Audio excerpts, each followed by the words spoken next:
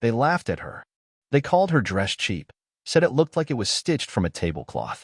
When she dared to step closer to the auction's centerpiece and raised her paddle, they ridiculed her for pretending she could afford it. They didn't know she wasn't just another face in the crowd. She was the artist, the one behind the very works they were fighting over. The Halbrecht auction house stood like a glass fortress in the Swiss Alps, reflecting the jagged beauty of February's snow-covered peaks. Inside, the air was thick with wealth and whispers. Billionaires, royalty, and collectors from around the world had flown in for a private, invitation-only evening. Every piece up for bid had been valued at over $10 million.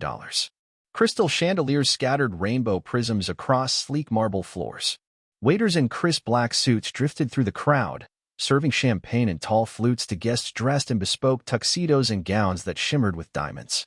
Names floated in murmured reverence: Warhol, Basquiat, a rumored undisclosed Monet.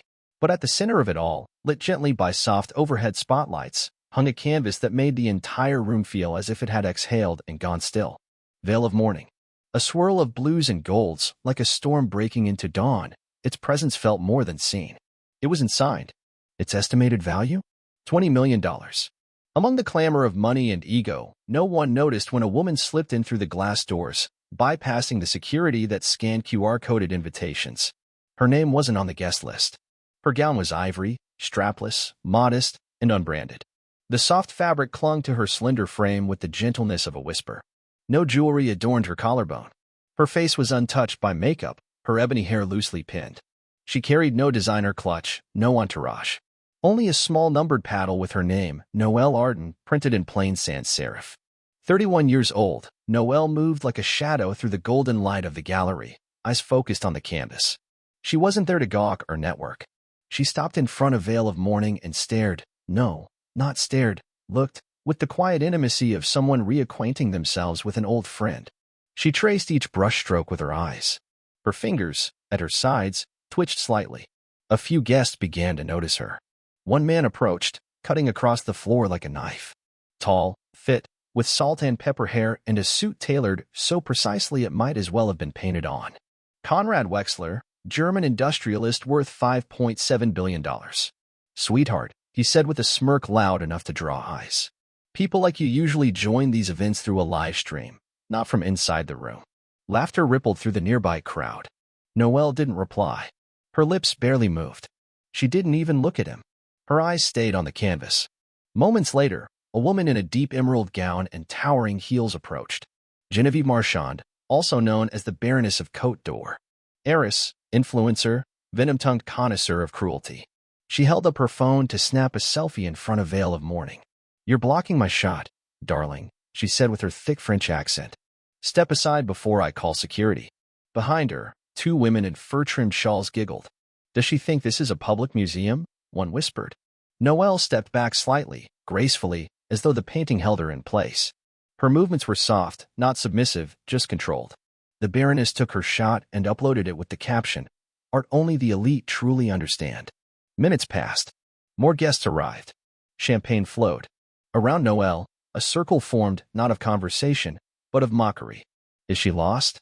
Ingrid Caldwell sneered, her sapphire necklace gleaming beneath the chandeliers. Victor Lang, a collector known for his arrogance and an ever-present cigar, chuckled. "Bet she's here to dust the frames." Maybe she thought this was a student exhibition, another offered, drawing chuckles from passing couples. "Move, peasant," someone barked. Noelle said nothing. Her eyes hadn't left the canvas. But the words, the cruelty, pressed in. She felt them the way cold water seeps under a door. Slow. Relentless. In the back of the room, a tech billionaire named Bradley Vance leaned in toward his date, a fashion model named Sienna Kerr. "That dress," he said. "Tablecloth chic. Bet she found it in a thrift shop." Sienna laughed. "She's probably here for the free alcohol." Even Clara Lentz, a high-end dealer from Munich, whispered, "Maybe she's here to sketch for her Etsy shop." It would have been easier to walk away. Instead, Noelle moved toward the rows of seats near the front, her paddle tucked quietly in her lap. The bidding began. A Picasso study sold for $12 million. Then a Rothko went for 18. When Veil of Morning was announced, the room shifted. Air thickened. Faces turned. The opening bid was $10 million. Konrad Wexler raised his hand first. Then the Baroness. Then a Saudi prince. The numbers climbed fast: $12 million, 15, 18.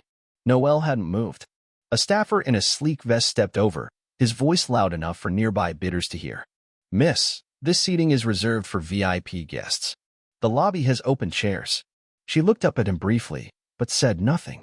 Another staffer added, chuckling, she's probably hoping for a free show. Snickers followed.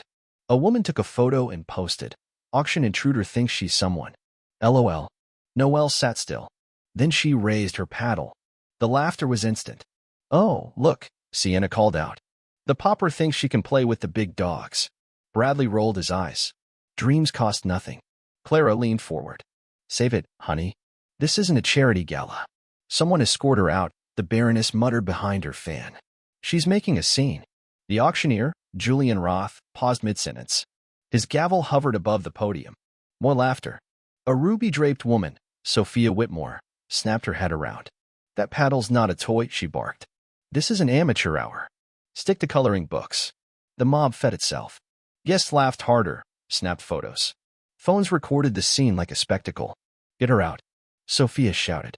But Noelle didn't lower her paddle. Julian blinked at his screen. The bids had reached 20 million. Conrad's last offer. Noelle raised her paddle again. Julian hesitated. She's delusional, someone hissed. Does she think Monopoly money counts? This is an insult to the art, barked Diana Leung, a well-known critic in sapphire silk. The noise rose again. Another woman live-streamed, chuckling, girl in the ragged dress crashes auction. Think she's buying the Monet. Tweets exploded. Comments poured in. Hashtag auction joke trended. Screenshots of Noelle's dress were turned into memes. Noelle's paddle remained steady. Then the auctioneer stilled. His gavel froze midair. He pressed a finger to his earpiece. Ladies and gentlemen, Julian said slowly, his voice lower now. We've just received a private instruction from the artist herself. A beat. She has requested Veil of Mourning be permanently withdrawn from sale. Gasps swept through the room like a gasp of wind through glass. Conrad's mouth opened. The Baroness dropped her fan. Prince Khaled blinked. The lights dimmed. A single spotlight clicked on. Noelle stood. She walked slowly to the front. Every heel click echoed. She stepped into the light, and the whispers died. My name, she said clearly, her voice gentle but unwavering, is Noelle Arden. She held up a document. I painted Veil of Mourning. I created it in the back room of a shelter using borrowed brushes, leftover paint, and a canvas donated by a retired schoolteacher. The room froze. You just bid $20 million for it. But I bought it back. For €1. She tore the certificate of authenticity in half. The rip echoed like a crack of thunder. I no longer sell to people who see art as a flex. My 42 works will be displayed forever for free at the orphanage where I was raised. Silence. Shock. Bradley's jaw clenched. Sienna stared. Clara dropped her glass. Sophia's ruby necklace looked suddenly ridiculous. Noelle walked past the canvas. Art, she said softly as she reached the doors, isn't a price tag. It's a pulse. She was gone. By sunrise, the world had exploded. Headlines thundered across continents. Unknown woman revealed as genius behind auction centerpiece. The artist who took on the elite and won. Photos of Noelle in the spotlight. Bare shoulders, steady gaze, torn certificate, flooded the internet. The woman they mocked was the genius they couldn't buy. Her backstory emerged. Raised in a Marseille's orphanage. Self-taught. Her work sold anonymously by a minter who passed away the previous spring. Critics dissected Veil of Mourning. Found grief, resilience, beauty in its every stroke. Her other pieces were identified, hidden in royal vaults, tech tycoon offices, museum archives. Now priceless. But she wasn't selling. Noelle announced the opening of a free gallery at her childhood orphanage. The world begged to enter. Donors lined up. Kids across the world painted in tribute. Meanwhile, the elites who'd sneered began to fall. Conrad's firm lost clients. His live stream girl quote played on loop. He was dropped from 2 boards. Memes mocked him endlessly. Genevieve's security threat backfired. Gala invites vanished. Her brand lost followers. Her fashion line was quietly shelved. Bradley and Sienna's reputations nosedived. Clara's gallery shuttered. Sophia's foundation faced scrutiny. None apologized. They couldn't. Noelle never responded to their letters. Security turned them away when they tried to visit the gallery. Even a queen's offer of $1 billion was politely declined. Noelle stayed in Marseille's, teaching children, laughing in smudged jeans, painting beside tiny hands. Art forums cover read, Noelle Arden, the woman who redefined worth. At the gallery's entrance, veil of mourning hung without a frame. Visitors left notes. You changed everything. Thank you. She didn't attend the opening. She was busy teaching a class. A canvas she sold years earlier surfaced at a New York auction. It fetched $500 million. She didn't blink. The elite stood behind velvet ropes now, powerless. While Noelle painted beside children who called her Miss N, she never gloated, never spoke out. She just kept painting. One truth, one color, one breath at a time. And every step she took made their laughter smaller, until all that remained was silence.